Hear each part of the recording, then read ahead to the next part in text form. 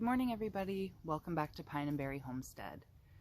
It is Friday and the end of a very busy work week. So I am feeling really tired today, but the sun is shining after days and days of rain here in Maine. I haven't been able to get out into the garden for over a week, so I decided to take the opportunity during my lunch break to get this garden bed behind me filled up with compost. And that is my goal for today. Again, I'm really tired, but I need to jump on this opportunity because my future self is going to thank me. Even though I don't really feel like doing it today, I think it's important that I push through that just to get this one little thing done, and I'll feel a whole lot better once it is. So let's get started. So there is a difference between these new garden beds that we built and the ones that we had previously built. The ones that we previously built are only 10 inches high, and we decided to go with garden beds that are 12 inches high in the back because we have plans to make these like mini hoop houses at some point, so that way we can extend our growing season. We have a super short growing season here in Maine, and anything that we can do to extend it will be helpful. I don't have space for a high tunnel or anything like that on our property at this time, and I saw a video that James Prigioni did from the gardening channel with James Prigioni, and he built these mini hoop houses over his raised garden beds, and I thought that was a great idea. That way we could get some season extension without needing a huge high tunnel or anything like that. I can just do it right here in my garden. So I'm going to get started on filling this garden bed up. I might be able to get to the second one. I'm not sure. I have to go grab my wheelbarrow and start hauling compost from that pile back there. But I'm ready to go. Before we get started, I just wanted to mention that I did put a layer of, I'm gonna have to put my bangs up. I did put a layer of cardboard inside of the box to help suppress the weeds. And you may notice that we covered our compost pile with tarps because we got like a week and a half of rain, and a week and a half worth of a week and a half straight of rain. So we just wanted to cover up the compost pile to make it so it wasn't so difficult to work when it was time for me to come and do this. And also where I'm going to be going in and out of, we haven't secured the chicken wire yet because I decided that I wanted a second point of entry into the garden, especially because I'm taking my compost from here and pulling it right in. It would be kind of difficult for me to have compost here and walk all the way around to the side where the door currently is. So we're going to put like a gate up there instead rather than just a door, just to make it prettier. But I'm going to get started.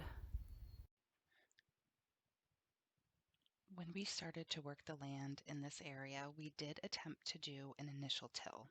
I prefer no-till method, but in order to break up the soil a little bit, we decided to do an initial till. And let me tell you what, that was the point I almost completely gave up. I'm not sure if the tiller we got wasn't big enough for the job, but it was literally bouncing off the ground at times. So Ben initially started the tilling, and I wanted to help and give him a break because everything we had done up until that point was so physically demanding. So at one point, after I was tilling for a little while, I went inside feeling extremely defeated. I was in tears because I just couldn't see how this was going to work. Ben reassured me that we would get the garden where I wanted it to be, and he was not going to allow me to give up because when we moved, We did leave our bountiful and established garden behind, and he promised that we would build a garden exactly how we wanted it.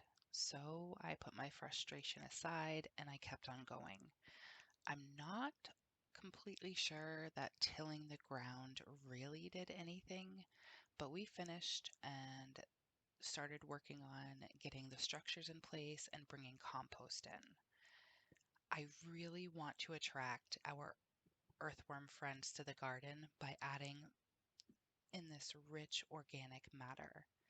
I am using surf and turf compost made right here in Maine on Benson Farm in Gorham.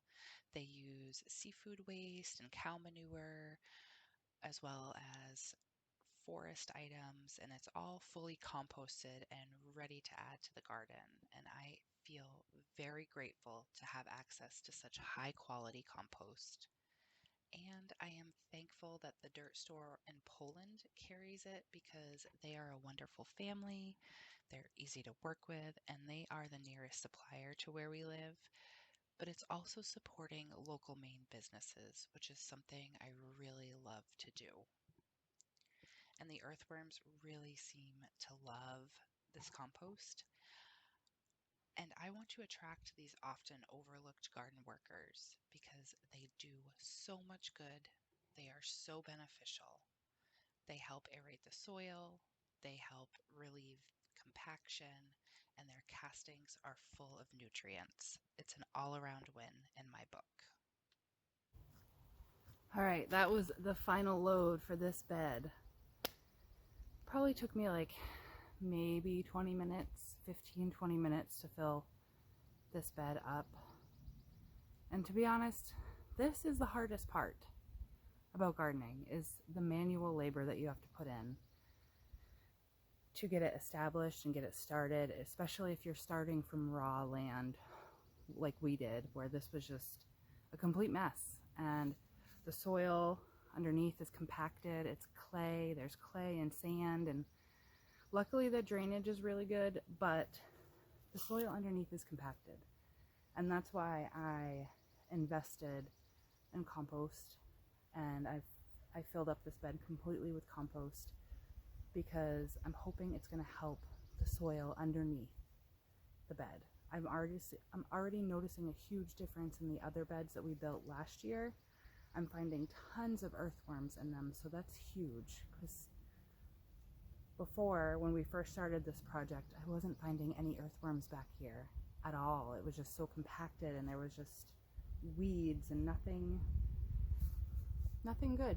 And now we are putting effort and time and sweat into this project. So I'm gonna just spread this out. I think I did 8 wheelbarrow loads for this one bed. I'm gonna spread this out, and then the other bed I have to put cardboard down to suppress the weeds. And I might start filling it, but I may wait until later this evening when everybody's home. That way we can all be outside together and just get some fresh air, and definitely good for the heart, mind, and soul. It's hard work, but I feel so much better now that I got this done and I got my body moving. I cannot wait to start growing in it. As you can see, it's a little bit more shadier back here, which is perfect because I do want to put brassicas and stuff in this area, especially since we're going to be building the mini hoop houses over these last 2 raised beds. And I think that's it for today. I'm just going to keep on working, but thanks for hanging out with me. Have a good one.